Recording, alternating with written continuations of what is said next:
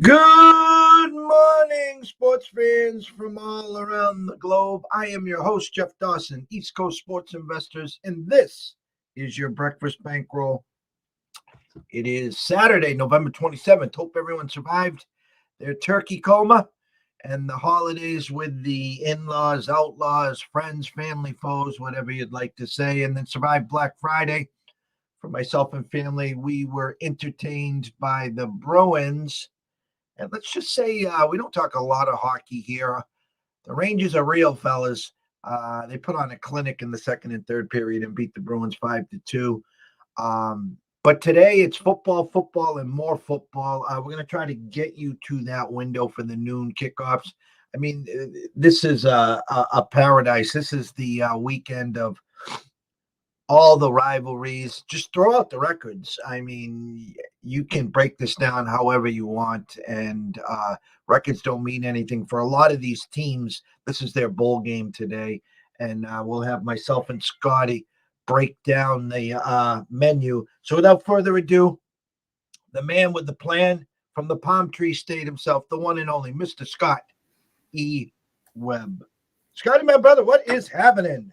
Hey, Jeff. How are you this morning? You doing okay? Well, the truth of the matter is, I just sent out a text to someone.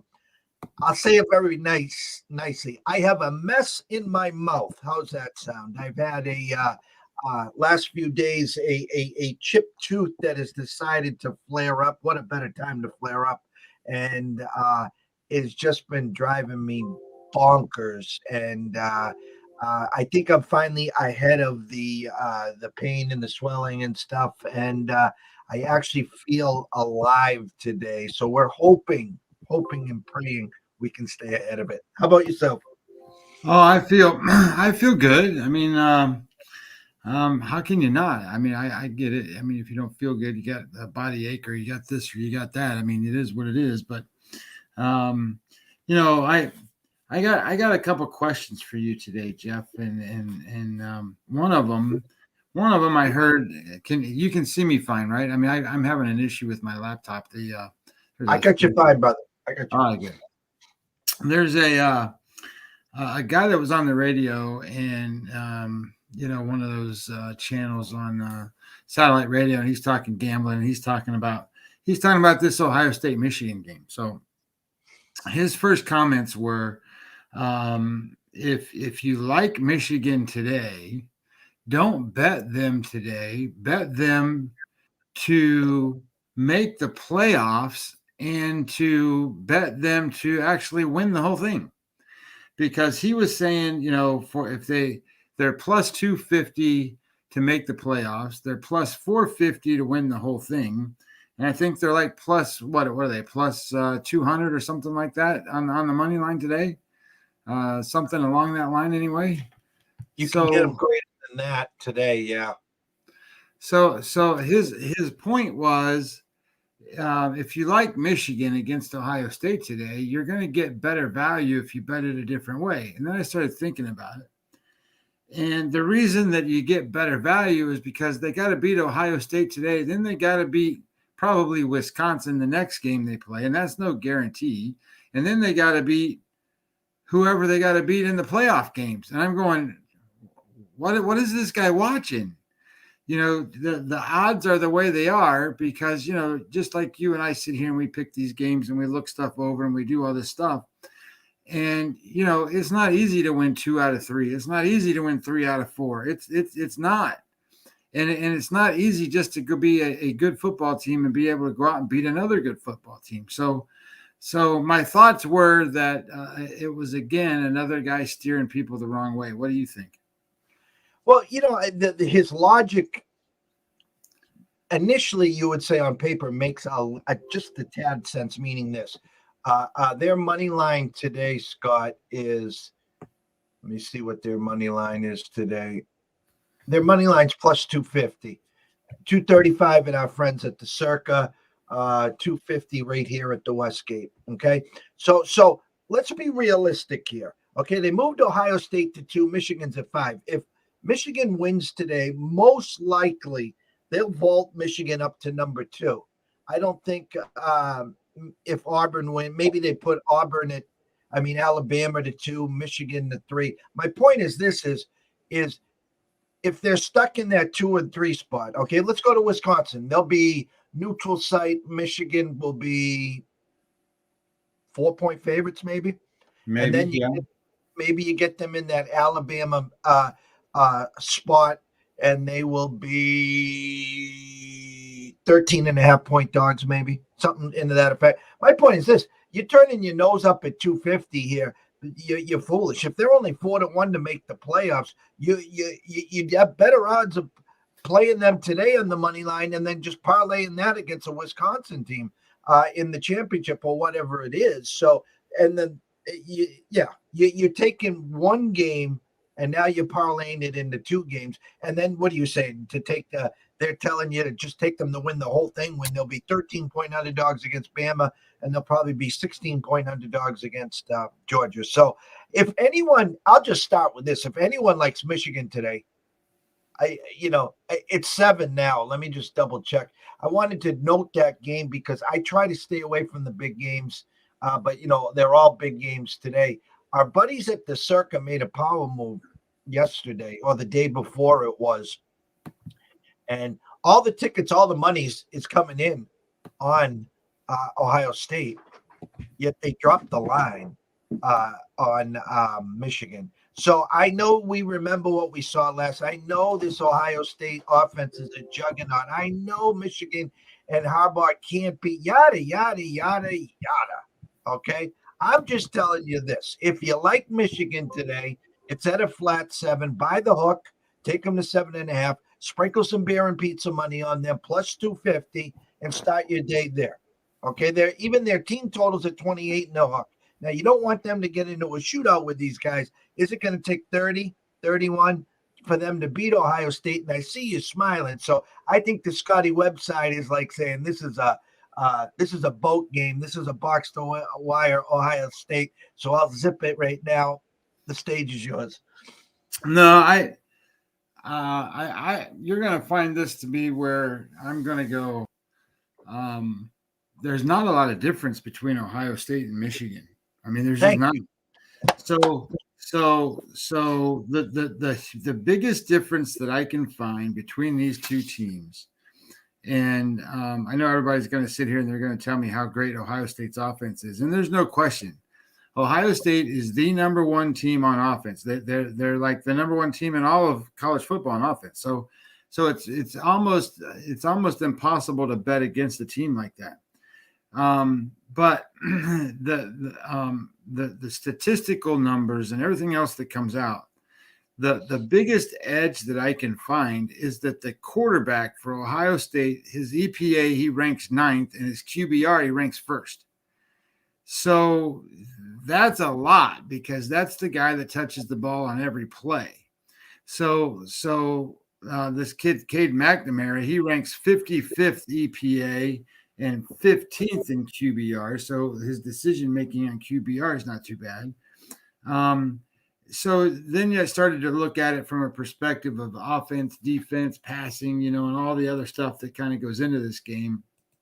And the reality becomes that I'm trying to pull up my number here to give you a true number on this game. What was interesting is even though Football Outsiders has this thing called offense expected points. Ohio State's number 1. They have a thing called offensive points per drive. They're number 1 in that. Offensive drive value, Ohio State is number 1. Offensive first down rate, Ohio State is number 1. So I mean that they're the best offense there is. But the defense for Michigan is 11, number 10, number 12, and number 11. So how big is the edge? It's not that big. So even though Ohio State is the best offense that there is out there, they're number 2 in passing EPA, number 5 in rushing EPA. Their sack rate for the offensive line, they rank 4th. So I mean, they're really good at everything that they do on offense. But the defense matchup makes it so that I don't want to say it neutralizes it, but I don't think it's a 7-point edge, to be honest. So I found it interesting that, when you start to look at these teams and you break them down and you start looking like, say, their special teams, right? Michigan ranks number 1 in all of college football in special teams. Ohio State ranks 7th. Well, that's because they've got great coaches at these schools. These places are awesome. So if I was playing this game, I'd take the points, and I would go, here's my +7. I'm taking Michigan. That doesn't mean that I think Michigan's going to win the game. Their luck. I'm not saying that. I'm saying that the numbers metric-wise kind of come out that this is going to be a tight game. The question then becomes, is do you think it goes over the total or under the total? Because it's kind of high, right? It's like, what is it, 60, 64 or something like that, I think it was? Opened at 66, down to 64 and a hook. Actual breakdown again in numbers, they're getting you into that 35-28 ballpark, in there somewhere. And I don't think that's where Michigan wants to be. The total's going down almost like, listen, it's hard to say that a 60+ total is a Michigan number because we know Ohio State can put up bunches, but I don't know. This just came, it smells to me. That's all it does. I mean, this Ohio State team put up 42 in the first half last week and took the dogs out.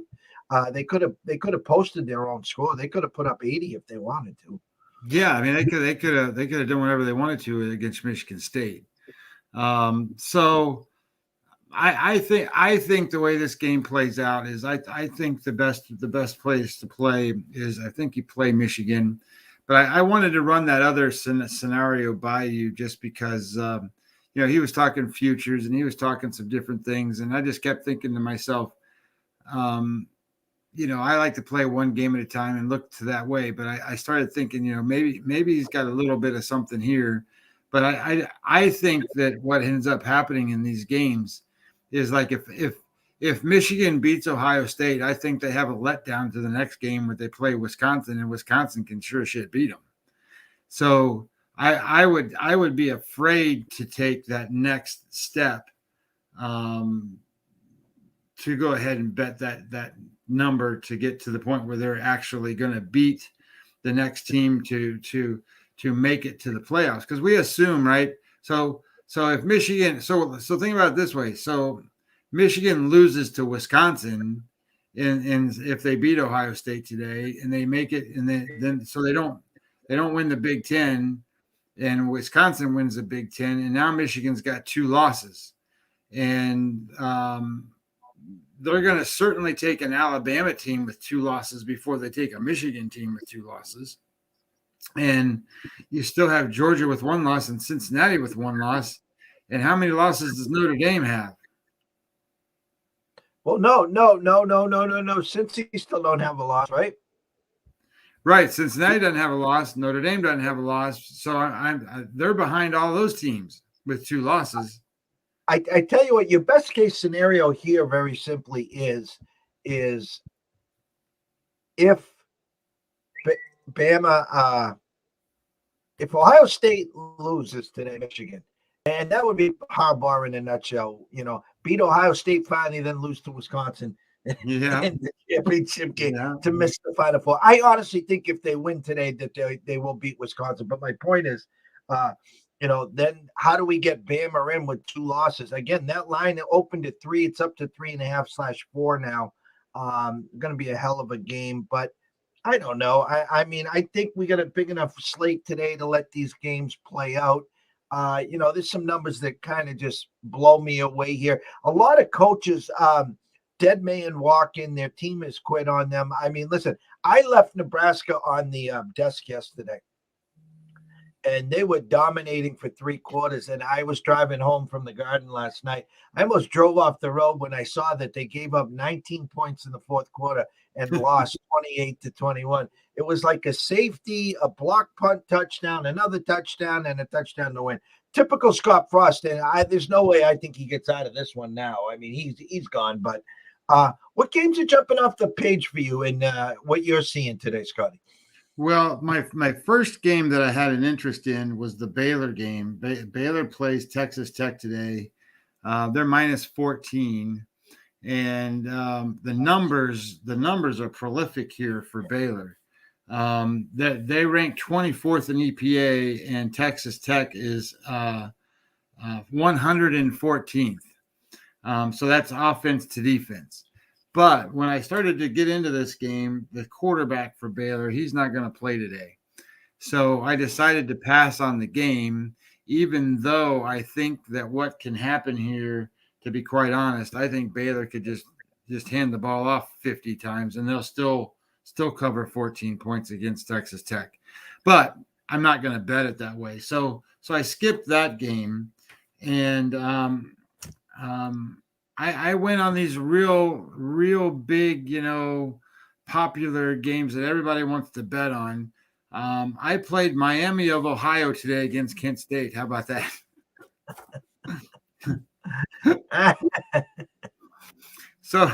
So my Miami of Ohio, when I bet them, they were, I think they were -1 or they were +1.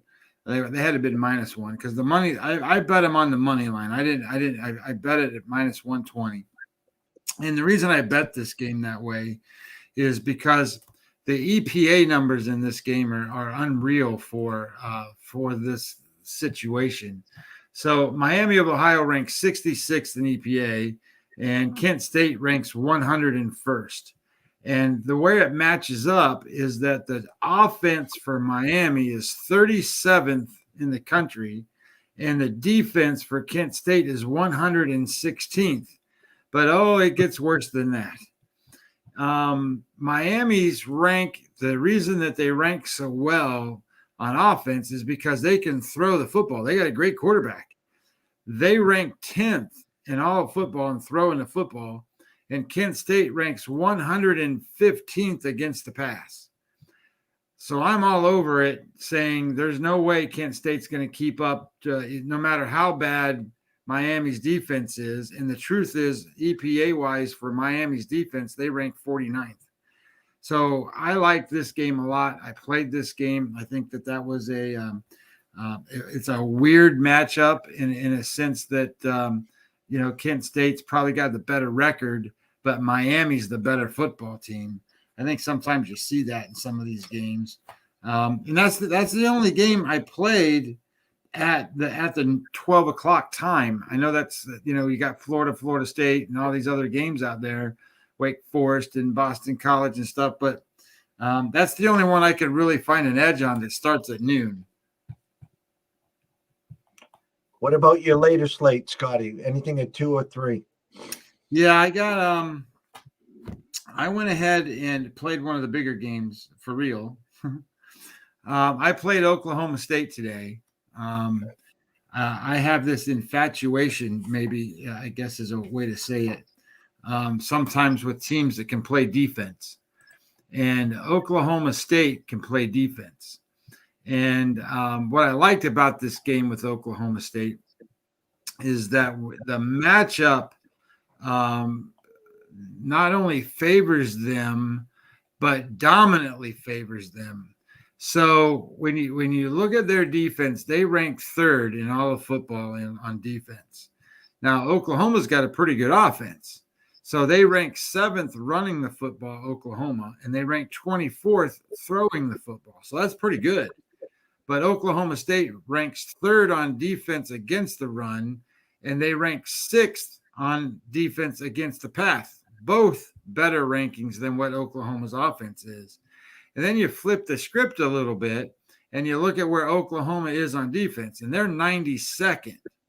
And where they're really bad, remember, we talked about this ad nauseum every time we go over these numbers. There's 130 teams ranked. Oklahoma ranks 123 against the pass. And of anything that Oklahoma State can do on their offense, they can pass the football a little bit.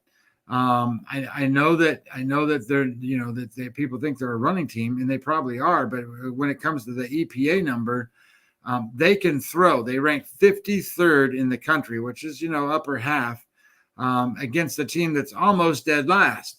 So I like the idea that Oklahoma State can move the ball, and I think Oklahoma will struggle mightily. So I like Oklahoma State, and I also played one last game that I played, and then I got a question because I might play it based on your answer. But I played Western Kentucky against Marshall today, and Western Kentucky ranks 27th in EPA. Marshall ranks 40th, and you got a number 13th ranked offense for Western Kentucky, and they got like a pro quarterback. The kid can play. And they're going to face Marshall, and Marshall, they are a team that runs the football. They don't throw the ball very well. So I think that they're going to be in a situation where Western Kentucky can kind of dominate the tempo and the pace of the game. Both of their defenses are about even. Western Kentucky ranks 65 and Marshall ranks 64. So it's about the same. But what I liked is that there's a dominant edge at quarterback for Western Kentucky. So I took that game. And then the game I had a question for you on is this damn Pittsburgh game today. So so Pittsburgh's favored by 12.5, or last time I saw it was 12.5. And the last time I looked, the betting money was coming in on Syracuse. Now this is on where am I at? This is on pregame. It says 53% of the money's on Syracuse, but 71% of the tickets are on Pittsburgh. But if the money is on Syracuse, how did the line go up on Pittsburgh? It can't be all the damn tickets. It has to be somebody else made a bet, right? That's generally what happens. Here at Wager Talk, where I have it highlighted, showing 56% of the bets and 57% of the money on Syracuse. So what you're showing, let me use Don Best here to be the tiebreaker here. They're showing 75% of the tickets are coming in on Syracuse. So there's what you're basically seeing is reverse line movement and sharper, heavier money coming in on Pittsburgh. So even if it's every 7 bets are Syracuse versus every 3 are Pitt, the 3 on the Pitt side are outweighing the 7 on the Syracuse side. So what we like to say more is that the public and the D-gens are riding the home dog here with Syracuse, and the sharper, heavier side currently right now is on Pitt. Yeah, that's kind of what I thought you would say. So that puts me betting on Pittsburgh today. So that's going to be my 4th bet, Jeff. I did Miami of Ohio, which is they're number 185 on the rotation number. I did Oklahoma State at they're 212. I did Western Kentucky 221, and I'm going to do Pittsburgh at 157. Those are going to be my plays. And for everyone watching here today, I came right out and says, listen, don't be afraid. Grab Michigan by the hook. Take them plus the 7.5. Sprinkle a little beer and pizza money on the plus 250. I didn't tell you to parlay that into a win versus Wisconsin or that they go to the Final Four or they win the championship. I think it's a good spot. I think it's a great opportunity for Harbaugh finally to get this monkey off his back, and an opportunity where the whole world's on Ohio State. And not that they're not deserving, not that their offense isn't, guns are blazing. Their defense is vulnerable. They are on the road. They are coming to the big house. And what I do like, listen, I'll be honest with you. If Ohio State comes down and scores on the first 3 possessions and Michigan has 2 turnovers and it's 21-0 or 21-3 at the end of the first, well, just turn the page. That's why there's 3:30, 4 o'clock games and stuff. Okay, don't go in there live. Don't do anything. Okay, Michigan's going to have to play some keep away today. They're going to have to play their style of ball. Keep the Ohio State offense on the sidelines, very simply, and feed off of the crowd. I think also for Michigan to win today, they're going to have to go under the score, the 64.5. I'm not telling you to play the under either. I'm just telling you this. I think there's great value in Michigan today.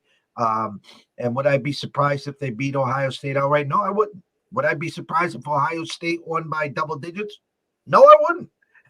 But I'm just making a stance there. And again, it's rivalry week. So what I'm asking everyone here simply is there's a million questions out there. Reach out to myself at EC Sports Invest. Reach out to Scotty at Webby20MLB on Twitter. Send us an email at eastcoastsportsinvestors@gmail.com. We'll answer any question you want. That's why we're here. We're here to help you guys get to that window, hopefully to make better decisions. And, not to go to the window because there's a game at 12:31. Oh, I can't forget the 2:30 start, and then you're off to the races. And then you're licking your wounds on Sunday morning because you went 3-22, and you got to try to find a way to pay the man on Monday. But that's for a whole new ball game. So, Scotty, closing thoughts. Did you just say somebody went 3-22? They bet 25 bets in one day. Oh, that don't count the Pac-12 and the Hawaii game at midnight. LOL. So. No, I hear you. No, my closing thoughts are is you know what, this is rivalry week. This is a great day. Whether you bet on the game that you're watching or you didn't, to really pay attention to some of the things they play for. Like what's the thing they call in Minnesota, the Minnesota and Wisconsin game. What do they play for? They play for that. Is it the claret jug? It's something like that. Yeah, I mean, they play. You'll get to know all these different things. There's a Civil War game. There's all these games that are out there, and you'll understand more about a lot of the stuff in the history and different things of college football and of these schools. So flip around the channel some. Get to know these rivalries a little bit. It's pretty fun. Of course, when you get this Hawaii-Wyoming game today, I'm sure that's not going to be the biggest rivalry you ever saw. So in closing for myself again, listen, we're 27th. So we got 3 days in this month, and we're off to December next week. And we got 31 days in December till we hit the clock strikes midnight at Times Square, and we bring in the 2022 year. A lot of college basketball today, NBA, NHL. There is so much action out there. Just what we suggest very simply is just tone it down, pump the brakes, stay in your lane, have an idea of what you want to invest or wager in today. Don't get over your skis. Don't get rattled. Listen, I many at times come out, lose the 12 o'clock game, and then you rattle off 3 or 4 the rest of the afternoon and night.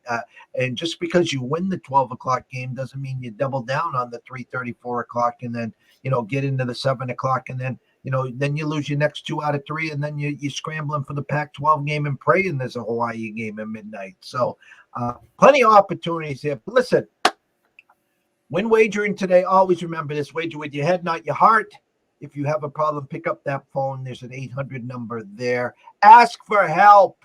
Why? Because we care. And for myself and Scott E. Webb, we wish you the best of luck today. Stay in your lane. Let's cash some tickets. Let's have a blessed day. And we will see you bright and early tomorrow morning.